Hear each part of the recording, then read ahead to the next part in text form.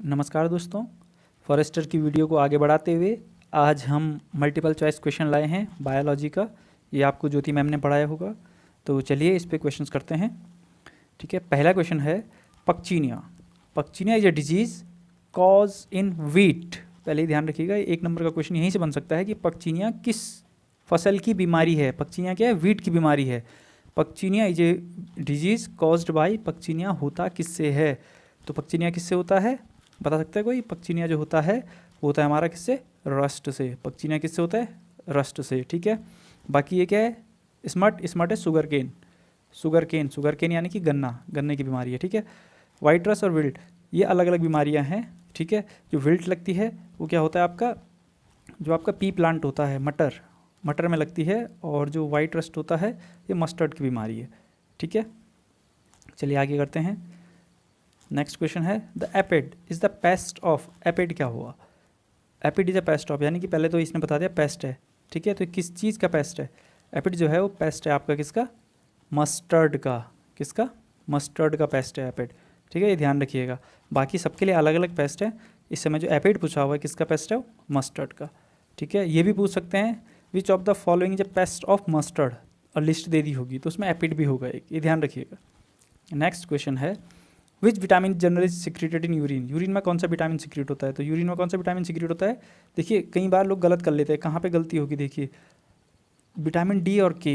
Vitamin D और के में गलती हो सकती है क्योंकि एक ब्लड क्लॉटिंग के लिए है और दूसरा क्या है? कैल्शियम के लिए है। जिसके ऑक्जेलिक एसिड बने रहते हैं तो क्या होता है? ऑक्जेलिक एसिड क्रिस्टल्स निकलते हैं, यानी कि कैल्शियम भी बाहर आता है कुछ साथ में, तो लोग समझते हैं कि विटामिन डी और के निकल सकता है, लेकिन इस समय इसका आंसर क्या है? Vitamin C. ठीक है, जो यूरिन में निकलता है वो क्या है? Vitamin C. चलिए नेक्स्ट करते हैं। नेक्स्ट है आपका the pH of human blood. Human blood का पीएच कितना होता है? ह्यूमन ब्लड पहले तो ये पता होना चाहिए आपको, एल्कलाइन होता है या फिर एसिडिक होता है। आपको पीएच स्केल पता है। ठीक है, आपको पीएच स्केल का पता है कि पीएच स्केल क्या होती है? 0 से 14 तक। ठीक है, बीच में क्या होता है? 7। तो 7 से इधर जितने भी होते हैं कम वो क्या है? एसिड, और 7 से ज़्यादा जितने भी होते हैं वो क्या होते हैं? बेस। ठीक है, तो 7 से कम एसिड, 7 से ज़्यादा बेस। तो हमको ये पता है कि पीएच ऑफ द ब्लड क्या होता है? बेसिक होता है। तो बेसिक कौन कौन से हैं? पहला, दूसरा और चौथा। जो 6.6 ये क्या है? एसिडिक आ गया, बहुत हल्का एसिडिक है लेकिन है। लेकिन ह्यूमन का क्या है इस समय? 7.4। ये ध्यान रखिएगा, जो ह्यूमन ब्लड का पीएच है वो कितना है? 7.4। चलिए आगे बढ़ते हैं। Which of the following disease transmitted from animal to human being. Animal से ह्यूमन बींग में कौन सी बीमारी जाती है? एनिमल से ह्यूमन बींग में देखिए, रेबीज़, कुत्ता या बंदर काटी रेबीज़, काउपॉक्स, काऊ की बीमारी होती है, गाय में होती है, पैरों की बीमारी भी होती है, और इचिंग वाली प्रॉब्लम भी होती है। रिंगवार्म आपको पता ही है। ठीक है, ये ह्यूमन में होता है, आता कहाँ से? एनिमल की बीमारी है समझ लीजिए। ठीक है, ऑल ऑफ दिस, यानी कि इसका आंसर क्या हो जाएगा हमारा? All of this. ठीक है, चलिए नेक्स्ट करते हैं। नेक्स्ट क्वेश्चन है who is the father of green revolution. अच्छा, ग्रीन रिवॉल्यूशन था क्या? ग्रीन रिवॉल्यूशन तब आया था जब भारत और चाइना की लड़ाई हो रही थी। उसके बाद भारत में क्या फेमिन आया था, अकाल पड़ा था। उसके बाद भारत में क्या हुआ था? एम.एस. स्वामीनाथन द्वारा क्या किया गया था? ग्रीन रिवॉल्यूशन, यानी कि इम्प्रूव्ड वेराइटी ऑफ किसकी? गेहूँ की और राइस, इनकी लाई गई थी। यानी कि कह सकते हो डिफरेंट डिफरेंट फसल्स की क्या करे थे इन्होंने? इम्प्रूव्ड वेराइटी लाए थे। कौन? एम.एस. स्वामीनाथन। अगर फादर ऑफ ग्रीन रिवॉल्यूशन कहा वर्ल्ड का, तो यानी कि ऑल ओवर ये है फादर। ठीक है, यानी कि ये वर्ल्ड के फादर हैं। ठीक है, और इंडिया का, इंडिया, एम.एस. स्वामीनाथन क्या है? Indian father of green revolution. और नॉर्मन ई बोरलॉग कौन है? ये है हमारे वर्ल्ड के। ठीक है, यहाँ पे एक और नाम है डॉक्टर वी कुरियन। ये कुरियन क्या है? White revolution. वाइट रिवॉल्यूशन आपको पता है किसके लिए आया था? दूध के लिए आया था। चलिए आगे बढ़ते हैं। नेक्स्ट क्वेश्चन है rinder paste. Rinder paste is disease. देखिए यहाँ पे फिर 2 क्वेश्चन बन गए। रिंडर पेस्ट, पहले ये पूछ सकता है आपको कि रिंडर पेस्ट किसकी बीमारी है? विच of the following cause rinder paste, यानी कि रिंडर पेस्ट किसकी है? पोल्ट्री, मुर्गी फार्मिंग बोलते हैं इसको, पोल्ट्री की बीमारी है। और होती किससे है? रिंडर पेस्ट जो होती है हमारी वो किससे होती है? वायरस से। ठीक है, रिंडर पेस्ट किससे? वायरस से, यानी कि ऑप्शन सी हमारा सही है। क्लियर, चलिए आगे बढ़ते हैं। नेक्स्ट क्वेश्चन है हमारा wax gland in honey bee are present in. अच्छा, आपको पता है हनी बी कितने होते हैं? 2 टाइप के होते हैं, क्वीन, वर्कर, ड्रोन। अच्छा, ड्रोन भी लिखा हुआ है, ये ड्रोन क्या हुई? देखिए, क्वीन जो मेन होती है, जो हमारी हाइप्स में ही रहती है, वो केवल एग ले करती है, यानी कि अंडे देती रहती है, ठीक है। वर्कर्स और ड्रोन ये क्या करते हैं, ये जाते हैं और बाहर से क्या लेके आते हैं, पराग बोलते हैं जिसे आप सिंपली, ठीक है, पॉलन उठा के लाते हैं और वहाँ छत्ते बनाने का काम करते हैं।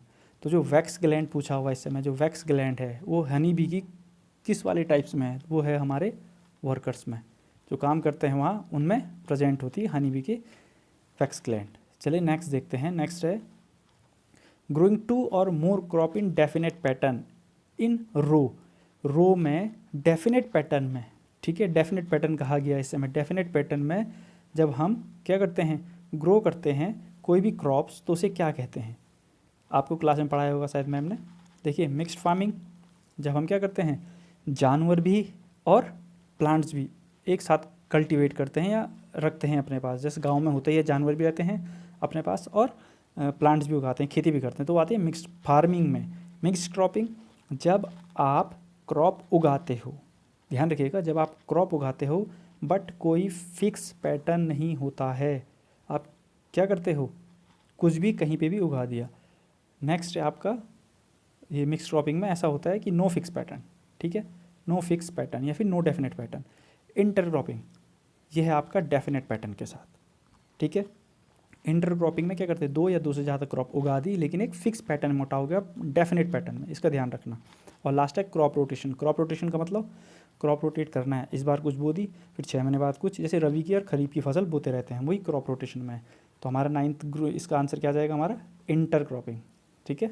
चलिए next, the technique use to obtain variety with high yield other desirable trait is, इनमें से किस तकनीक द्वारा हम हाई यील्ड की वैरायटी को ला सकते हैं।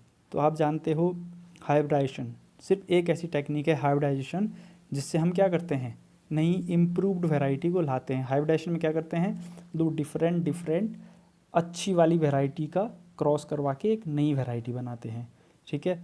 इंट्रोडक्शन मीन्स किसी नई जगह पे किसी और जगह का प्लांट उगाना, जैसे इंडिया में दिल्ली, ठीक है, दिल्ली बहुत गर्म जगह है, यहाँ पे क्या सेब नहीं होगा, अगर मैं सेब उगाता हूँ तो उसके लिए क्या हो जाएगा, इंट्रोडक्शन हो जाएगा, ठीक है। सेलेक्ट करना अपने हाइब्रिडाइजेशन के लिए बेस्ट वैरायटी जो हमारी यील्ड ज़्यादा अच्छी दे, ठीक है। और हाइब्रिडाइजेशन आपने देख लिया, हाइब्रिडाइजेशन है 2 अच्छी वैरायटी का क्रॉस करवा के नया बनवाना, ठीक है। चलिए आगे चलते हैं। Pusa लर्मा is improved variety of, Pusa लर्मा किसकी इम्प्रूव्ड वैरायटी है, आप जानते हैं कि जब ग्रीन रिवॉल्यूशन आया था तो बहुत सी वैरायटीज़ आई थी, रत्ना, कल्याण, सुना, ठीक है। तो उसी के बाद क्या ये इम्प्रूव्ड वैरायटी आई है किसकी, पूसा लर्मा किस चीज़ की इम्प्रूव्ड वैरायटी है, पूसा लर्मा है वीट की इम्प्रूव्ड वैरायटी, ठीक है। चलिए आगे चलते हैं। नेक्स्ट है हाई यील्ड वैरायटी काऊ। हाई यील्ड वैरायटी काऊ, ये ध्यान रखना, हाई यील्ड वैरायटी काऊ, ठीक है, जो हमें क्या करती, यील्ड का मतलब दूध ज़्यादा दे, अच्छा दे, प्रोटीनियस दे, ठीक है। ये बनी कहाँ से होगी, ये बनी होगी हाइब्रिडाइजेशन के प्रोसेस से।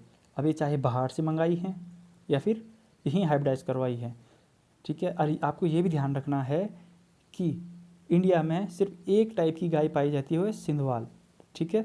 सिंधवाल सिर्फ एक टाइप की गाय की वैरायटी है जो इंडिया की है, बाकी सब बाहर की होती हैं। देखिए इस समय जो आंसर है इसका हाई यील्ड वैरायटी हॉस्टलिन है, ठीक है। Holstein is the high yield variety of cow, जहाँ पे आगे आएगा वहाँ पे देख लेंगे, ठीक है। नेक्स्ट चलते हैं। Exotic breed of poultry bird having high egg laying capacity, इनमें से किसकी सबसे ज़्यादा अंडे देने की क्षमता है, किस टाइप की मुर्गी की, पोल्ट्री बर्ड बोल रहा है, तो इसका आंसर है आपका वाइट लेग हॉर्न। क्या है इसका आंसर, वाइट लेग हॉर्न, ठीक है, ए ऑप्शन सही है इसका। चलिए नेक्स्ट चलते हैं आगे। नेक्स्ट है आपका विच ऑफ द फॉलोइंग है ब्रॉड लीफ वीड। वीड आपको पता है खरपतवार जो खेतों में उग जाते हैं बीच में, ठीक है, या फिर जो आपकी फसल को नुकसान भी पहुंचाने लग जाते हैं, वीड्स वो आते हैं। तो जिसकी हाई ब्रॉड लीफ है जिसकी, वो खरपतवार जिनकी लीव्स चौड़ी हैं, ब्रॉड लीव्स बोल रहा है, तो क्या है, एक है सिनोपोडियम, कॉनवेल्वस, एमरैंथस, ये सब के सब क्या हैं, चौड़ी पत्ती वाले वीड्स हैं, ठीक है, इस सब के सब चौड़ी पत्ती वाली वीड्स हैं। चलिए नेक्स्ट चलते हैं। Which of the following natural insecticide यानी कि कीड़े मारने की, ठीक है, आप देख सकते हो निकोटिन काम में आता है, नीम काम में आता है, पेरेंथस काम में आता है, आपने ये दोनों तो घरों में भी यूज़ किए होंगे, ठीक है, ये क्या है, सब के सब इसका आंसर है, यानी कि निकोटीन, नीम और क्या है, पैरियंथम इज़ द नेचुरल इंसेक्टिसाइड। चलिए आगे चलते हैं। Which of the following gaseous fumigant mean जब आप खेतों में स्प्रे करते हो तो कौन सी चीज़ ऐसी है, मतलब ये सोच लीजिए आपका फर्टिलाइज़र के लिए पूछ रहा है, गैसियस फ्यूमिगेंट कौन सा है इनमें से, तो इनमें से डीडीटी आप पाउडर की फॉर्म में जाता है, ठीक है, जो डीडीटी है वो किस फॉर्म में जा रहा है, आपके पाउडर की फॉर्म में जाता है, ये भी पाउडर की फॉर्म में, ये लिक्विड फॉर्म में ओनली मिथाइल ब्रोमाइड, यानी कि ऑप्शन डी ये क्या है हमारा, गैसियस फ्यूगमेंट की फॉर्म में, ठीक है। नेक्स्ट है poultry bird having maximum number of egg, कौन सी पोलेट्री बर्ड है जो सबसे ज़्यादा अंडे देती है, तो सबसे ज़्यादा अंडे देने वाली बर्ड्स कौन सी है इसमें, HH 260, ठीक है, HH 260। चलिए नेक्स्ट चलते हैं। नेक्स्ट है आपका विच of the following is not exotic breed of cow, exotic means जो बाहर से नहीं लाई गई है, ठीक है, जो बाहर से नहीं लाई गई है, ये ध्यान रखिएगा, एक्जोटिक मतलब जो बाहर से नहीं लाई गई है। जर्सी बाहर की है, हॉलस्टीन बाहर की है, सिंधवाल इंडियन है, ब्राउन स्विस ये बाहर से लाई गई है, ठीक है। केवल जो है सहीवाल है, सहीवाल क्या है, इंडियन ब्रीड है, बाकी ये सब बाहर की है। मैंने अभी थोड़ी देर पहले ऊपर क्वेश्चन में भी कहा था, इन चीज़ों का ध्यान रखिएगा, जो सहीवाल है वो इंडियन ब्रीड है और बाकी सब क्या है, बाहर की ब्रीड है। नेक्स्ट देखिए, which of the following is not draught animal, अच्छा ड्रॉट एनिमल होता क्या है, ड्रॉट एनिमल वो हुआ जो हमारे काम आता है, किसके, सामान ढोने के, ठीक है, जो हमारे नॉर्मली किसी भी काम आता है, जिससे हम सामान गाँव घर का काम करवा सकते हैं, जैसे कैमल, ठीक है, रेगिस्तान में काम आता है सामान ले जाने के, एलिफेंट जंगलों में काम आता है, हॉर्स नॉर्मली हम यूज़ करते हैं सामान लाने ले जाने के लिए, बट शीप एक ऐसा जानवर है जो सिर्फ मीट के लिए या फिर फूड के लिए बनता है, या फिर ज़्यादा ऊल के लिए बनता है, बट इससे काम नहीं करवाते हैं हम, ठीक है, तो इसका आंसर क्या हो जाएगा, sheep, C option. Next and last question, Kranti, Pusa Agrani and Pusa bold is the improved variety of, Pusa Agrani और पूसा हो बोल्ट ये किस चीज़ की इम्प्रूव्ड वैरायटी हैं, बता सकते हैं, ये है आपकी किसकी, मस्टर्ड, ठीक है, मस्टर्ड। आपको इम्प्रूव्ड वैरायटी याद रखनी पड़ेगी, ये पूछा जाता है, कई बार क्वेश्चंस आए हैं, इन ये जो क्वेश्चंस लिए हैं ये भी रिपीटेड क्वेश्चन है, कई बार पेपर में आए हुए हैं, तो आप ध्यान रखिएगा। चलिए नेक्स्ट और लास्ट क्वेश्चन, ये आप खुद करोगे, ठीक है, ये है Gundhi bug. Gundhi bug is a pest of sugarcane, cotton, rice और वीट। जो गुंडी बग है इनमें से किसका पेस्ट है, इसका आंसर आप कमेंट कर दीजिएगा, ठीक है। तब तक के लिए थैंक यू, कीप वॉचिंग।